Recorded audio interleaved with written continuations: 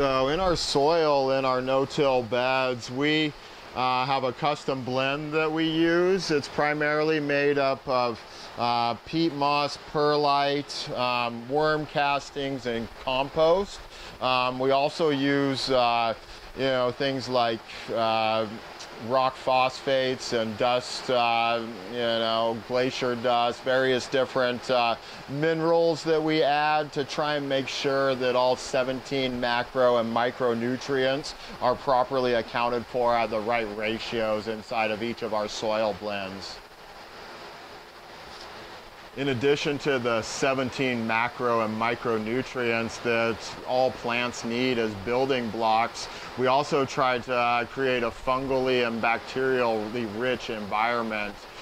We believe that fungus is the means at which plants communicate and find food, and so we inoculate each of our plants with a special fungal blend at transplant, and then we also make sure that our beds are inoculated with fungus. We go through every week and we'll do foliar sprays for the first few weeks of for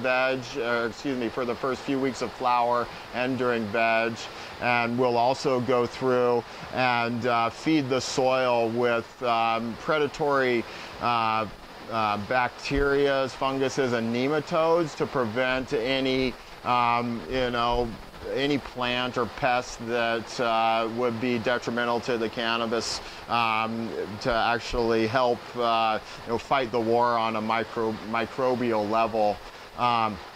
When we add funguses, we also brew fungal teas or bacterial teas. We'll do what's called a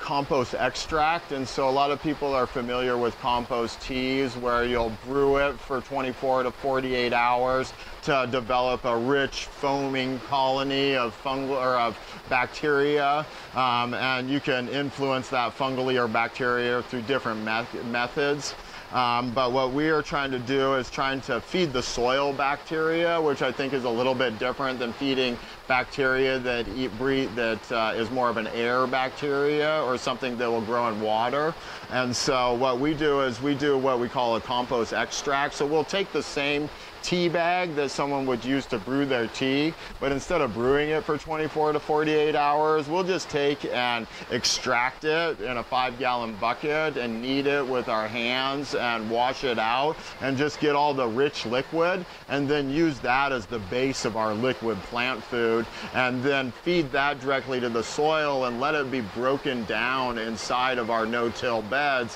where we already are trying to stimulate the bacterial and fungal life, and that just provides the extra food that needs to accelerate the growth inside of our already microbial rich beds.